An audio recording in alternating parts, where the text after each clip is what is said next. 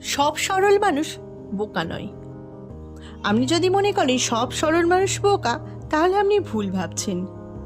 একজন বোকা অনেকগুলো পথ রেখে দেয় অন্যকে বলার, যেটা দিয়ে অন্য কেউ খারাপ কিছু করে বসতে পারে। কিন্তু একজন সত্যিকারের ভালো মানুষ বোকা নয়। ভালো মানুষ বা বোকা নয়, সে এমন কিছু করবে না যেখানে সরলতার সুযোগ নেওয়া যায়। হ্যাঁ, এখানে একটা ব্যাপার চিন্তা করতে হবে। ধরুন আপনার সাথে কেউ খারাপ ব্যবহার করছে আর আপনি কিছুই বললেন না, সেটা আমার দৃষ্টিতে সরলতা বলে না। আবার আপনার সামনে কেউ অন্য কারোর ক্ষতি করছে বা এমন কিছু করছে যাতে অন্যের ক্ষতি হয়, আর আপনি এই ব্যাপারে কাউকে কিছু জানাচ্ছেনও না, না, সেটা সরলতা নয়। আমার কাছে সরলতা আসলে কিছুই নয়। সরলতা হয় বোকামি, না হয় ভীতু, আর না হয় ঝামেলায় না জড়াতে চাওয়া। আমি প্রথমবার সরলতা দেখাবো, দ্বিতীয়বার ভদ্রতা দেখাবো, এবং তারপরও যদি কেউ সুযোগ নেয় তাহলে তৃতীয়বার রুখে দাঁড়াবো। দরকার পড়লে অভদ্র হব, পরের বার থেকে তাকে এড়িয়ে চলে যাব। সেই ক্ষেত্রে আপনাকে আমি সোজাসুজি বলতে পারবো না আপনি সরল মানুষ।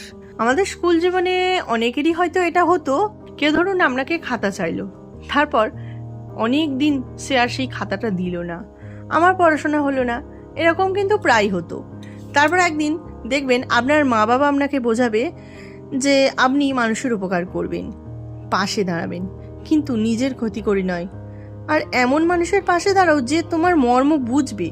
যদি আপনার সরলতাকে কেউ দুর্বলতা ভেবে সুযোগ নেয়, তাহলে তার জবাব একটাই, সেই সুযোগ তাকে আর দেওয়াই উচিত না। সরল মানুষের সারল্যকে দুর্বলতা অনেকেই ভাবেন, এবং এটি নিশ্চয়ই খুব একটা ভালো বিষয় নয়। মানুষ অত্যন্ত বুদ্ধিমান, তাই নিজের অজান্তেই সে এমন মানুষের সুযোগ নেয় যে তার সরলতার কারণে সেই বুদ্ধি ধরতেই পারবে না। অনেকেই বন্ধুত্বের খাতিরে এই সব কিছু মেনে নেয়। এই ধরনের সম্পর্ককেই বিষাক্ত সম্পর্ক বা টক্সিক রিলেশনশিপ বলে। তাই তাদের উদ্দেশ্যে আমি একটাই কথা বলবো, আপনার প্রকৃত বন্ধু সেই যে আপনার সরলতাকে ভালোবাসবে, শ্রদ্ধা করবে, আপনাকে কখনো বোকা বানাবে না। শুনুন, একদমই দরকার নেই এই সব কিছুর জবাব দেওয়ার। চুপচাপ দেখুন, মনে মনে হাসুন, যখন মনে পড়বে তখনই হাসুন। মাত্র 30 দিন সময় নিন, লোকটার দিকে নজর রাখুন, তার চলাচলের মাপটা নিতে থাকুন, দেখবেন সে এমনিতেই জবাব পেয়ে গেছে। কিভাবে পাবে সেটা আপনার চিন্তা করার দরকার নেই। তাছাড়া আমি সহজ সরল বলেই যে কেউ আপনার কাছ থেকে সুযোগ নেবে কেন? আপনি সহজ সরল হতেই পারেন, তাই বলে বোকা হলে চলবে না। এই বিষয়ে একটু সাবধানতা অবলম্বন আপনাকে করতেই হবে। তো বন্ধুরা, আজকের ভিডিওটা এই পর্যন্ত।